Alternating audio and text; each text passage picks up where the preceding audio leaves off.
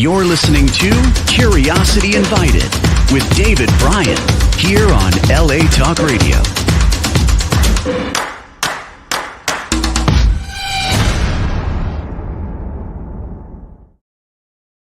Hello, my name is David Bryan, and this is Curiosity Invited, a podcast inspired by endless curiosity. Tune in for an open-minded conversation about interesting and important things. Well, hello everybody. Welcome to Curiosity Invited. My name is David Bryan, and I have the great privilege and I know fun of speaking with Lina Acosta Sandal. Hope I said that correctly, Lina. Yes. And I should, as I sometimes do, say truth in advertising. Lina and I know each other from a relationship that I've worked with her husband for years, or I did in the past, and so I know Lina for, oh my God, it must be over 20 years, some sort. So might be more. I'm not that old. You might be that old, but I'm not that old. So, and thank you, Lina. Thank you, Lina, for being willing to speak on camera, and I look forward to it, our conversation. But first, let me just do this thing, which is, it's not a commercial. It is, so Lina Acosta Sandal has a master's in, what's your master's in? Clinical psychology. Clinical psychology. And she's a licensed marriage and family therapist. She's a psychotherapist, a development expert, a writer, founder of Stop Parenting Alone, and you'll see in the description the website, the URL for that. Stop Parenting Alone. It's a parent education and consulting program in Miami, Florida, but she does stuff online just in case. She's a writer on social emotional learning for Macmillan Education, a human development expert for Telemundo National Broadcasts, and consultant for Moms Rising, an advocacy group for family rights in our nation's capital.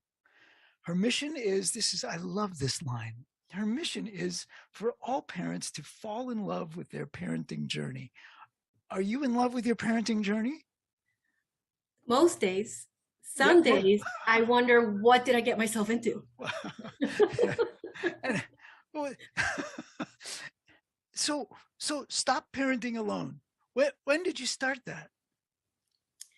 It opened in 2012, January 2012. And, and that's why we left Los Angeles and we left you, David. Yeah.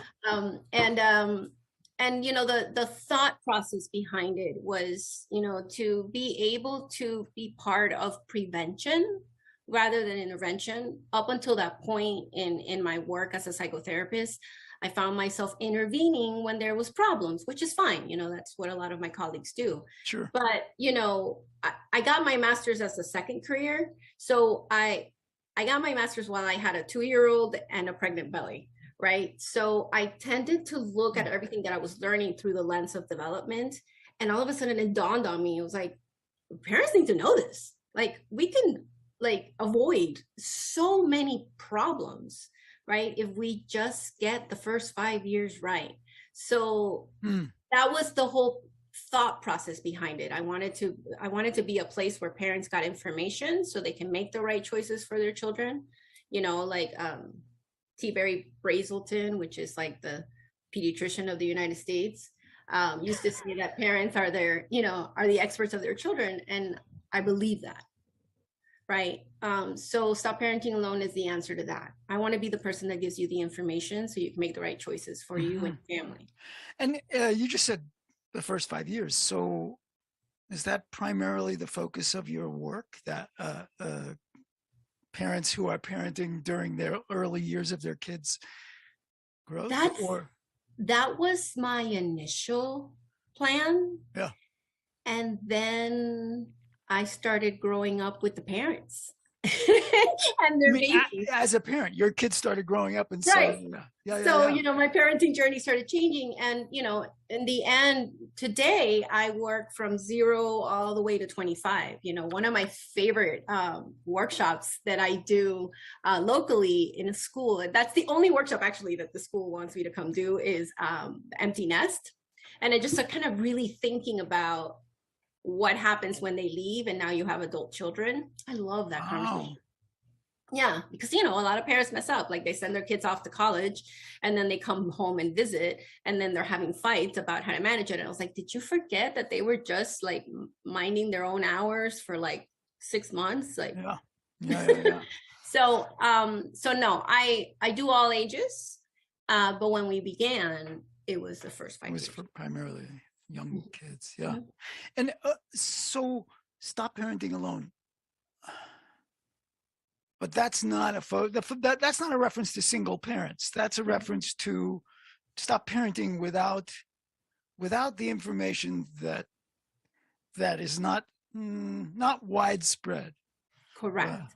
The information, it is widespread. I mean, the parenting as a business is very expansive.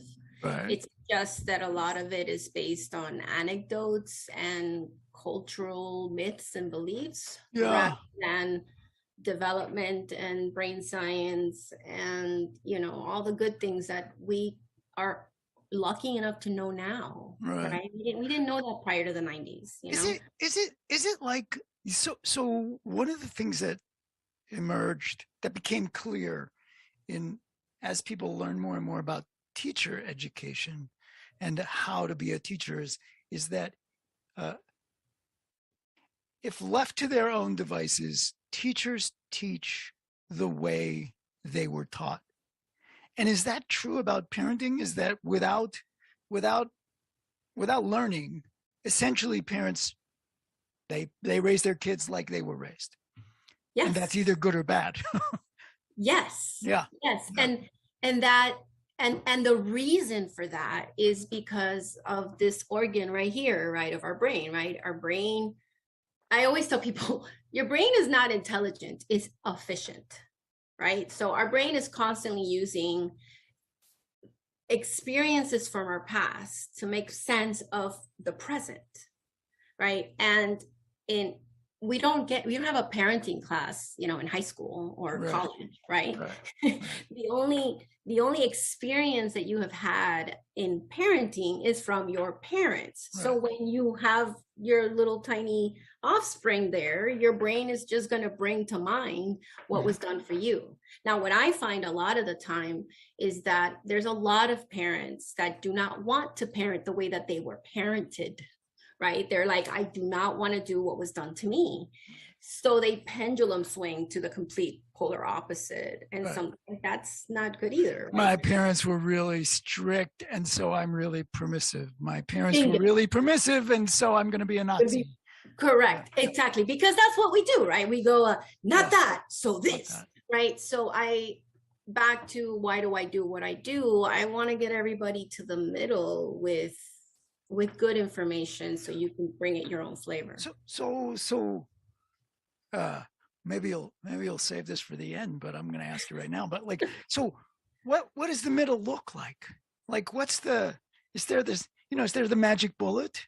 Is there, like, if everybody just did right? I mean, is there a universal, like, these are universals?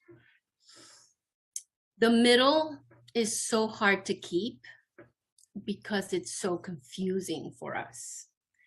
And it starts as early as when the baby starts crawling, right? We as parents are the ones that are setting the boundaries, which create an emotional response from our child, right? This emotional response from the child, everybody kind of responds to it in a different way. Mm-hmm. So we have to set a boundary. The child has an emotional response, but we also have to be the one that soothes simultaneously. Mm-hmm. And that's where things go awry. Because, a 9-month-old, let's go for the most common one, right? 3-year-old has a brilliant idea because I don't know if you've ever been around a 3-year-old. Everything they think is brilliant.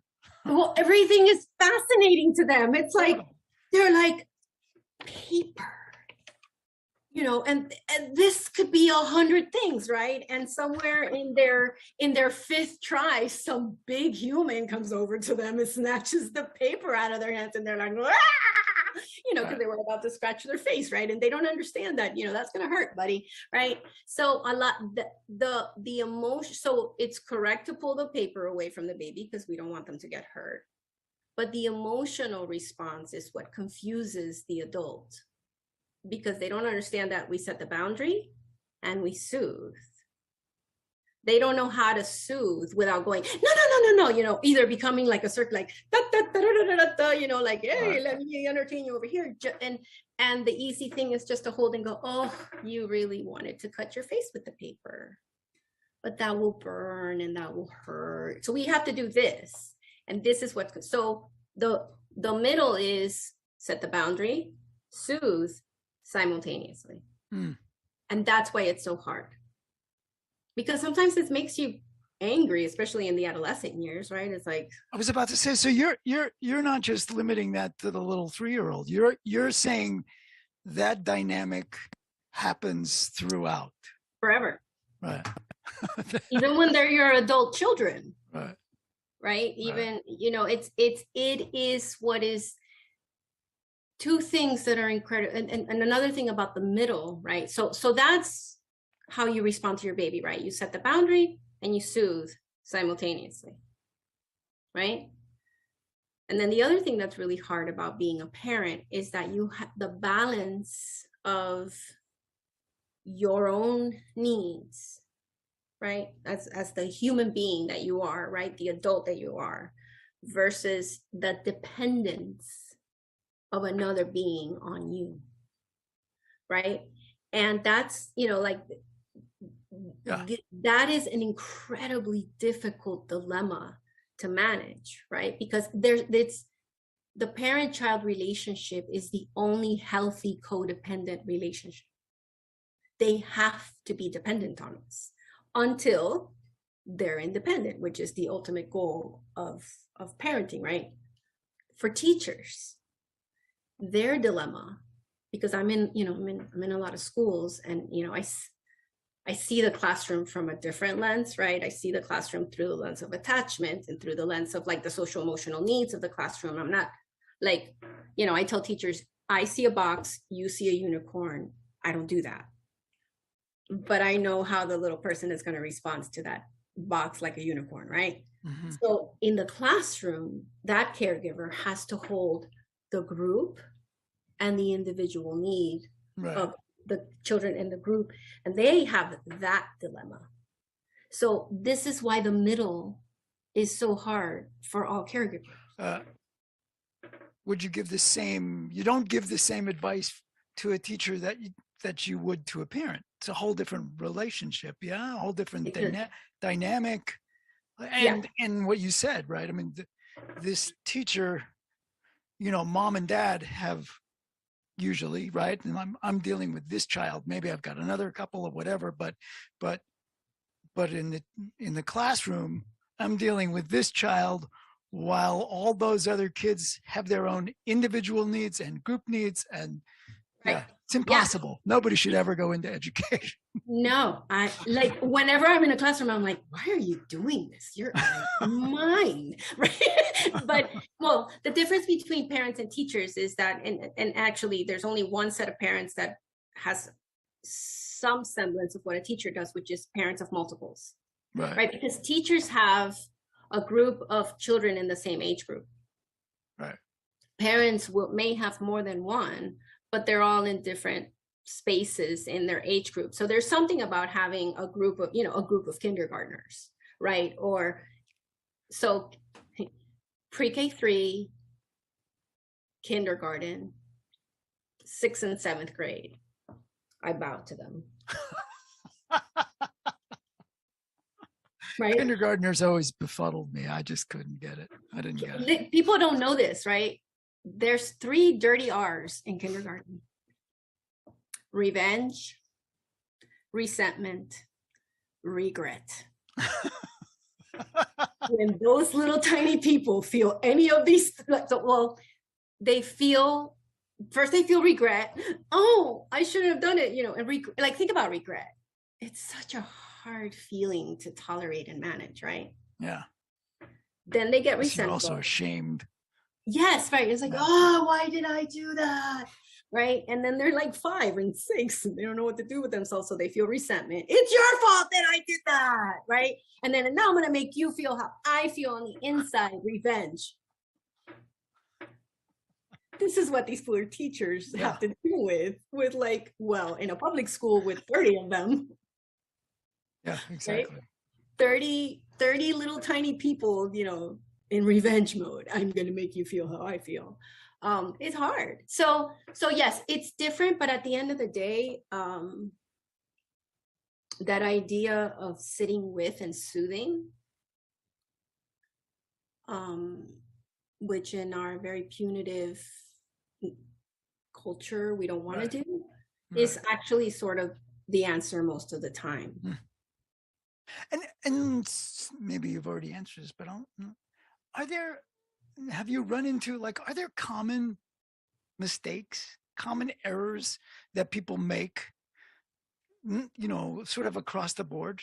Like a lot of people do these things, and that, geez, if you could just tweak it that way, that would be so much better. Are there some commons? Yeah. Number one common thing that people do is lack of consistency in how you respond. So I can imagine anybody who's watching this is just like that. Oh yeah. Right. And because your consistency in how you respond to a boundary that you've set, for the adult, back to the dilemma of, how do I take care of my individual needs while I have this dependent creature, right? Or for a teacher, how do I take care of the group when I have this individual child that makes my classroom of 12 feel like a classroom of 42? Right. A lot of parents don't understand that. No, right. And when you have that one child, all of a sudden your classroom of 12 feels like 40 kids. It really does, right? So why they can't stay consistent is not because they're bad human beings, but it's based on your mood. Because sometimes you're just like, here. Right. Okay. Have another cookie. Right. Because the little person's like, and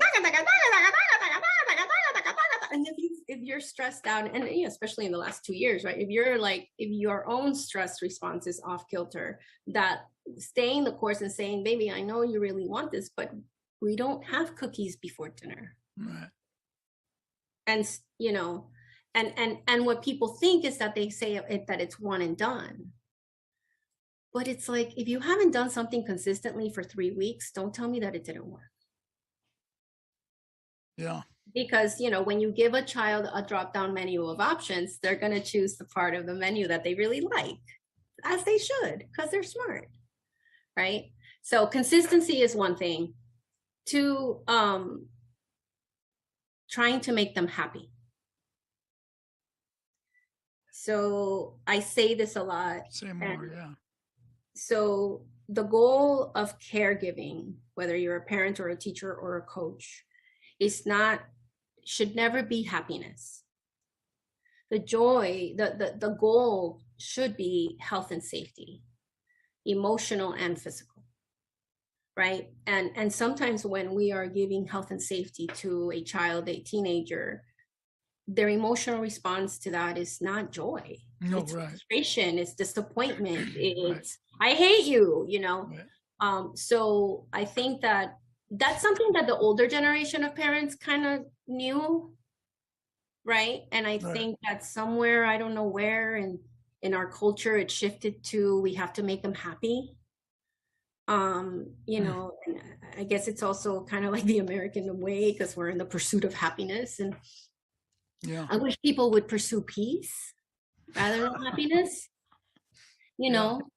because happiness, just like sorrow, is fleeting, comes and goes. It's never, the only emotion that we can hold is peace.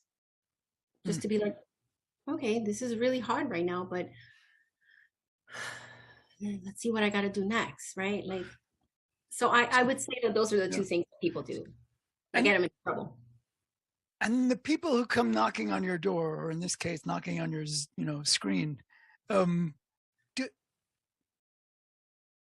they come at a time of crisis? Do they come because when it's like, I don't know what to do anymore, everything's going in the wrong direction, I need help?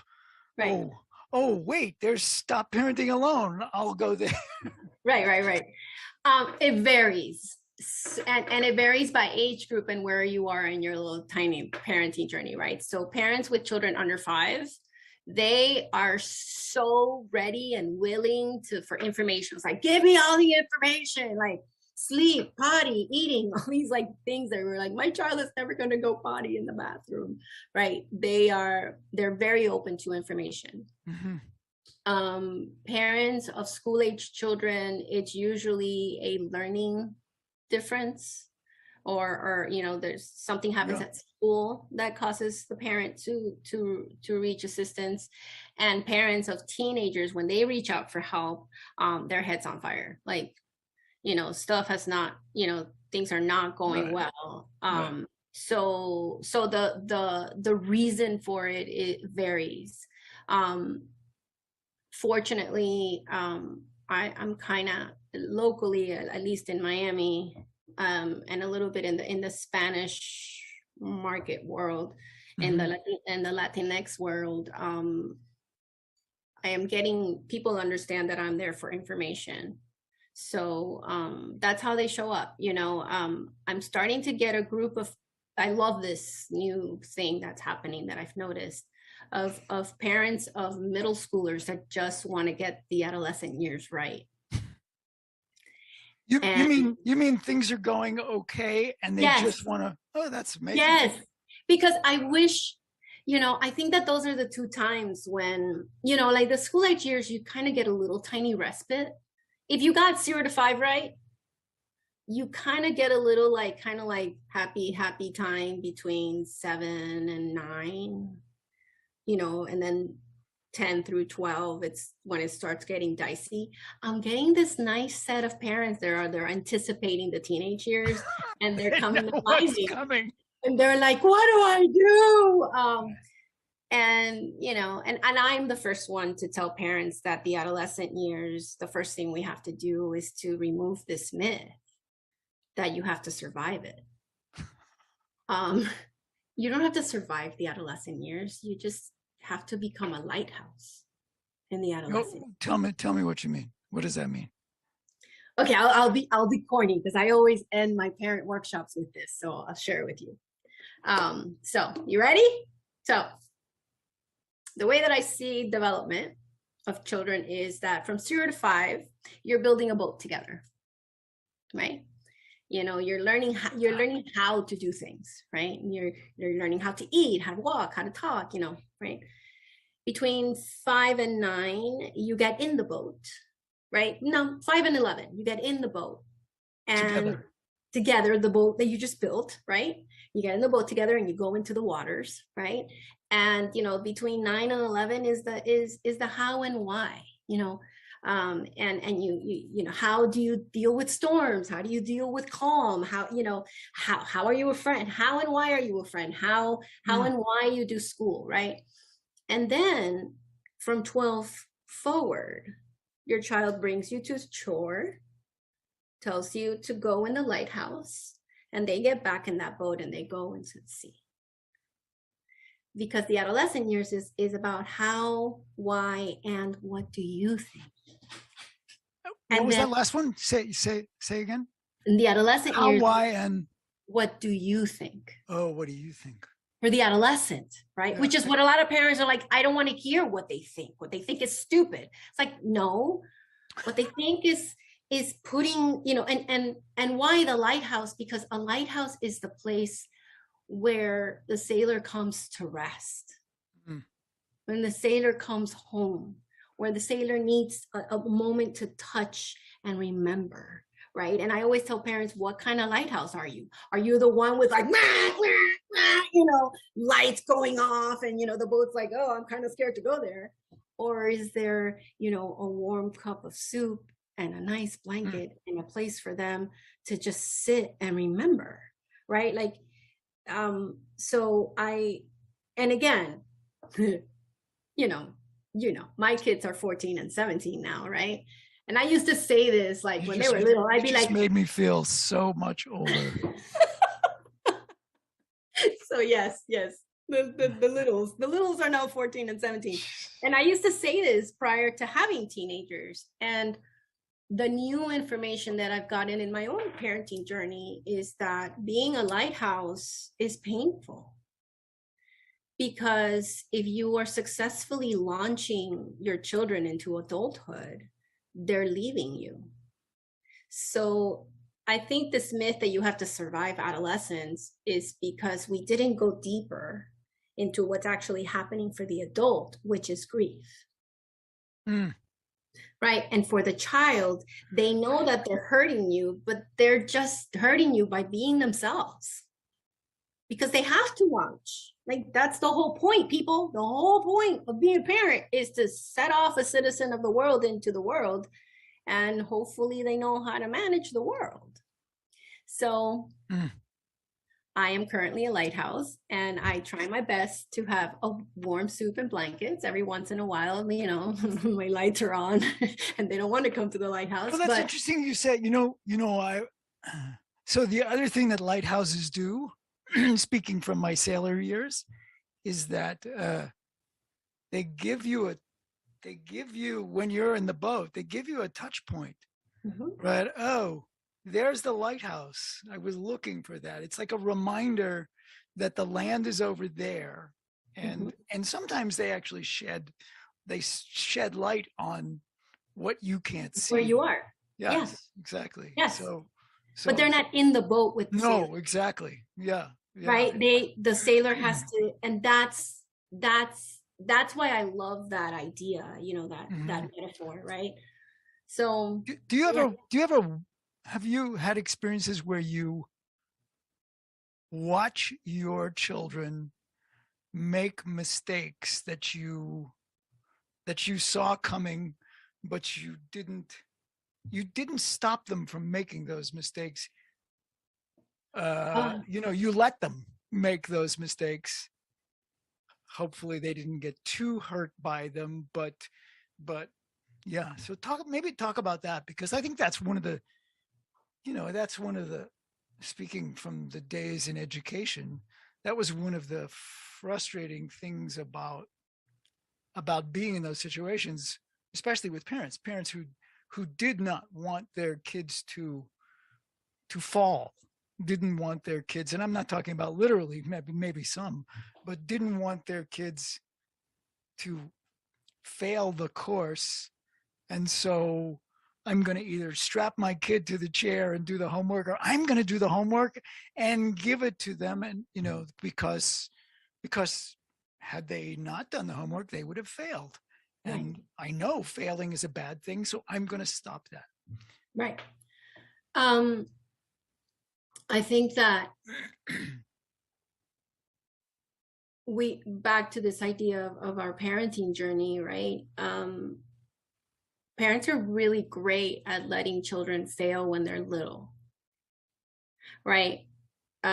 We don't force them to walk, right? We just put the little tiny things in the corners of things so that they don't hit their head. Right, hit their heads, right? Right. We don't correct them when they say things poorly when they're learning to speak, right? And I like to remind parents of that's also true in the school age years with friendship, right? A lot of parents get in the way of children learning how to be friends. Really? What do you mean? She's mean and you shouldn't be hanging around with that little girl who's so disrespectful, blah, blah, blah, right? But one of the primary social emotional development skills that we are building in the school age years is social awareness, right? The themes of power, the themes of impulse control, the themes of social reciprocity, being able to do that back and forth, the themes of finding your little tribe when you're little, right? So that's a developmental marker that a lot of parents get in the way.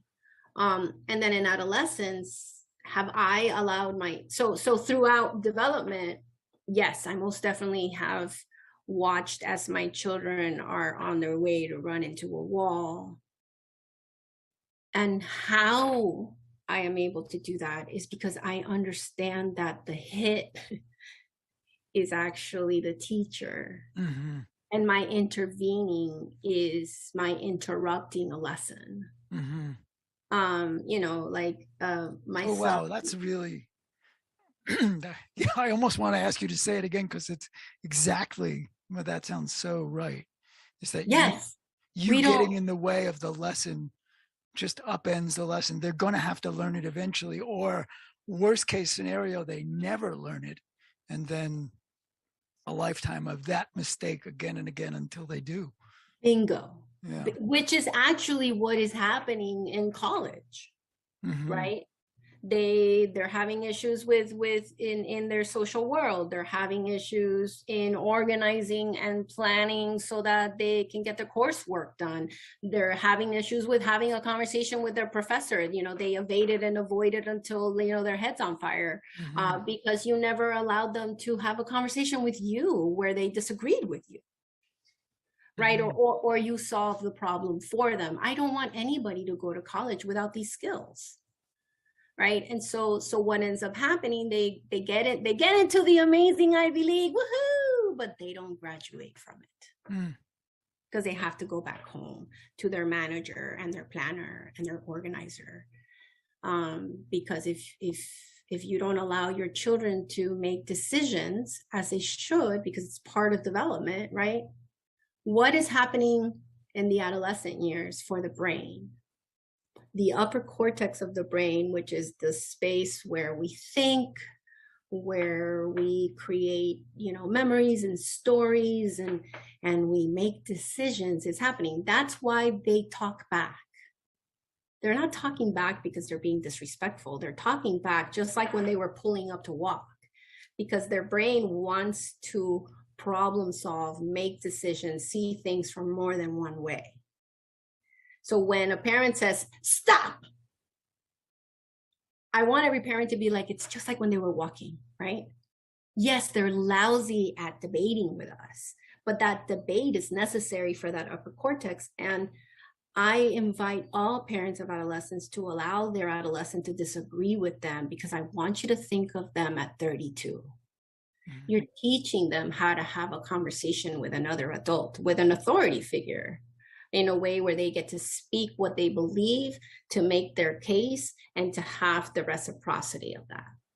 Again, that's the one place where I let my kids just like mess up terribly with me, right? When they disagree with me, right? Where I'm like, okay, tell me why you think that you should, fill in the blank. Because it's usually some kind of like, let's rethink this boundary of yours. I guess my husband and I, Ty and I, have, we're lucky because we've seen many adolescents and we can trust that it's the right thing to do. I think for some parents, it's terrifying because when they make mistakes in the adolescent years, they're big mistakes sometimes. Yeah. But not as big as, my famous line, not as big as when the end result is a federal indictment. So luckily they have that time to make mistakes. And if they're not allowed to make those mistakes, then sometimes they make them when the result is an arrest or with my son, because he's the one that's been more prone to making big mistakes, because my daughter's a little more meticulous. She's not typical. The one thing he always would forget his viola. He was playing the viola like in 4th grade, and I wouldn't turn around to pick it up again. I'm like, you forgot it, so you got to tell your teacher. And he did it like 4 times, and then that was it, right? And then or he forgetting, he always would leave things. So that was the big mistake for him. And a lot of parents would have driven back, got in the viola, and dropped it off in the office at school. And it's like, why? He's in fifth grade. He can show up with egg in his face and tell his teacher that he forgot his viola, you know? So little things like, yes. So the answer to your question with a really long answer is yes, mistakes are necessary. Mistakes build the muscle of problem solving. Mistakes build the muscle of tolerating disappointment. Mistakes build the muscle of tolerating, you know, frustration. You know, there was a book, actually a pair of books years back written by a woman whose name, will I remember it? Yes, I think it was Wendy Mogul. And she wrote a book years ago called something like The Blessing of a Skinned Knee. Oh, and that's then great. it was great. It was a great title. I don't recall if the book was great, but I think it was. And there's and a The great Blessing book. of a B minus. Oh, yes. There's another book that I absolutely love, and I like teachers and parents to read, which is called The Gifts of Failure by her last name is Leahy. She's an educator, but it's a great book, just making the and her both as a teacher and as writing from the point of view of a teacher and a parent, just telling on herself, right? It was like, I could never do this, you know? So The Gifts of Failure, if you have a 10-year-old, buy it as a, you know, planning ahead for the, like, to me, I think that the time to really kind of let go and let loose and allow them to just, you know, make a lot of mistakes is between 10 and 15, right? The middle school years are the best years to just let them, you know, turn in the paper late, to, you know, to get the F in the science report because they didn't tell you on time that you had to go get the supplies. Like that's the time, because we don't want them to do that in high school. Right. But people hold on too long. Yeah. So, you know, it occurred to me, your work, so much of your work is in social emotional learning, and you live in a state that has recently, or at least the governor, and I suspect more than the governor, has come out in a vigorous way against the idea of social emotional learning. That somehow it's a creeping, you know, it's a way for the left to do something to the right. So like, what is that? Do you feel the tension there, and has it had any effect on your business, or is that just coming out of the mouth of the governor and certain prominent people? I don't feel it in my day-to-day work. However, the state and also in the school districts that I kind of have, you know, predominant parents that are in those districts, which is West Palm, Broward, and Miami-Dade County, right? Those school boards are kind of not gonna follow so much, but if it keeps happening, you know, the funding is going to decrease for social emotional learning. So I think that we still hold tight to this idea that brain science has already kind of debunked time and again, but you know, the science doesn't necessarily kind of go hand in hand with culture, which is that a child has to feel bad to learn a lesson, right?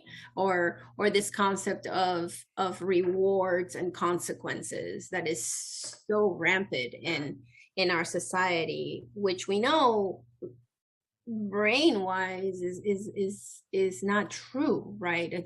The minute a child feels bad, they defend, right? So they stop learning, you know.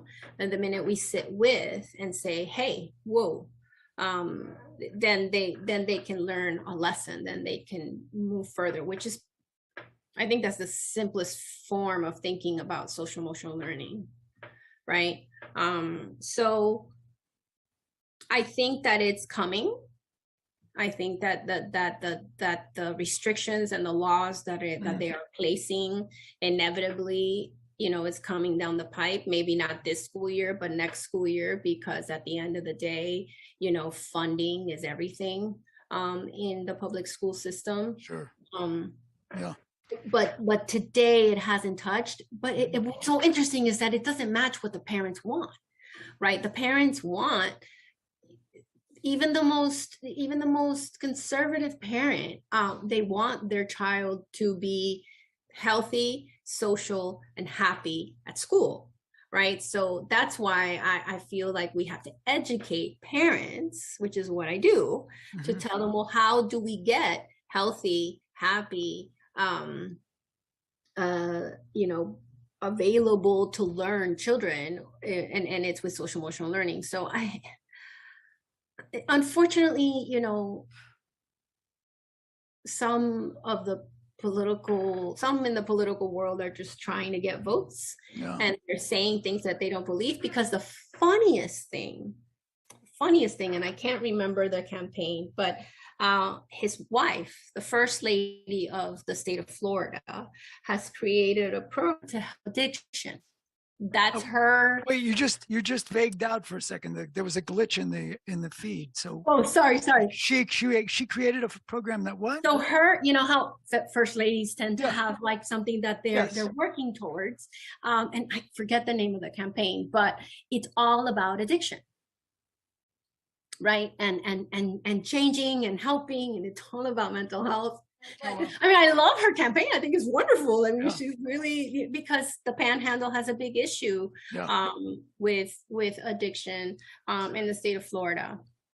It just dawned on me. So you've been doing this, you've been doing what you're doing for quite some time, and there was a change that happened, 2015, and the years after that, and I don't think it stopped. Where the then president, was doing all sorts of things that that parents tell their kids, don't do that, and don't do that, and teachers tell their kids, don't do that, don't make fun of this kid, don't make fun, all that stuff, don't call people names, don't, and then the leaders, right, and especially a particular leader, but then the leaders, the adults who hold an enormous amount of prestige, probably more so in young people's minds, are doing those very things. And people are screaming at each other at board meetings and yada, yada, yada. And so has that affected the kids? Like how does, bullying, right? I mean, here's a president who is ridiculing and bullying, one might say, bullying people he's running against, people who say things that he doesn't like. So, and now they go to school and say, no bullying. Hey, no bullying. Right.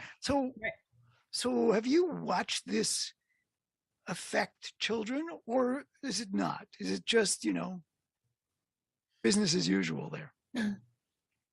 It depends on the age group. I think the littles still, this idea of being friends and being kind to one another and using kind words, that's still available to them.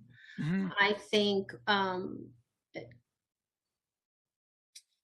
5th grade and up is when they start kind of dipping deeper into the culture, and that's when they actually, there was a moment where they used Trump as a verb.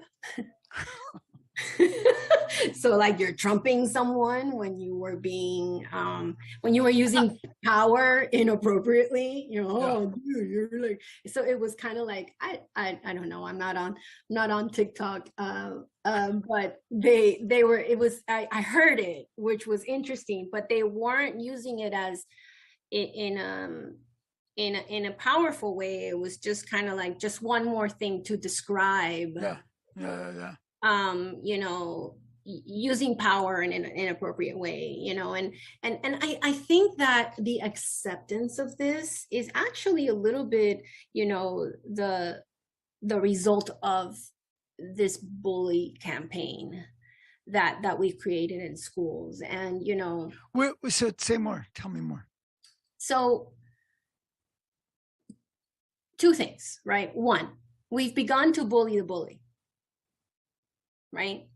And two, we've created this atmosphere where children, right, from kindergarten all the way through high school are either victims or perpetrators.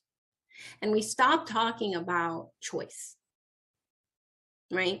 And I think that when you give a child choice, like when a child only has the choice of being a victim or a perpetrator, if you're smart, what are you going to be? Yeah, exactly. Right? You're going to look for power. And I think that that's happening a lot, you know, that's somebody who uses power in the way that our last president used it, right? And power as a way to, you know, from top down to control rather than to work with. It's about control.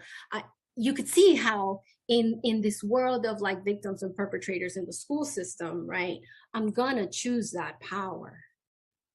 I'm gonna choose to be the big one. I'm gonna choose the one to be in control. So in my little fantasy world, you know, our schools would become more a place where we assist and help all of the above, right? Where we help, and it begins super early, right? It begins in you know, pre-K all the way to second grade, where actually normally the human being is learning how to be one of many. Right.